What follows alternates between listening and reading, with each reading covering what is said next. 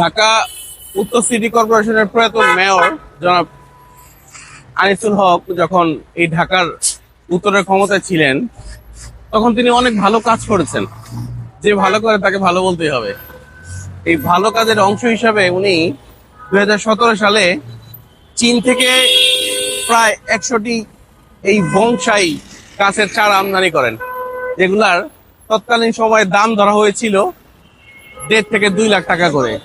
যদিও গাছগুলা চীন থেকে আমদানি করার সময় অনেক বেশি টাকা খরচ হয়েছিল, কারণ এই গাছগুলো যেই প্রক্রিয়া আমদানি করেছিল সেটা খুব জটিল প্রক্রিয়া ছিল। এগুলো ফ্রোজেন কন্টেনারে তারপরে বাংলাদেশে আনতে হয়েছে, যার জন্য দাম পড়েছে অনেক টাকা। ওনার মূল উদ্দেশ্য ছিল বনানী থেকে এয়ারপোর্ট পর্যন্ত 6 কিলোমিটার রাস্তা সৌন্দর্য বর্ধন করা। পরবর্তীতে উনি আরও অনেকগুলো বনসাই আনতে চেয়েছিলেন, পরিবেশবিদদের বাধার মুখে তার হয়ে ওঠেনি, কারণ রাস্তার দুই ধারের অনেক বড় বড় গাছ কাটতে হয়েছিল বনসাই রোপণের জন্য। তাই পরিবেশবিদরা বলেছিলেন বড় গাছ কেটে বনসাই রোপণ করে পরিবেশের জন্য খুব একটা উপকার বয়ে আনবে না। তাই বনসাই প্রকল্পের ওখানেই সমাপ্তি হয়েছিল। বর্তমানে অযত্নে অবহেলায় নষ্ট হয়ে যাচ্ছে কোটি টাকার বনসাই।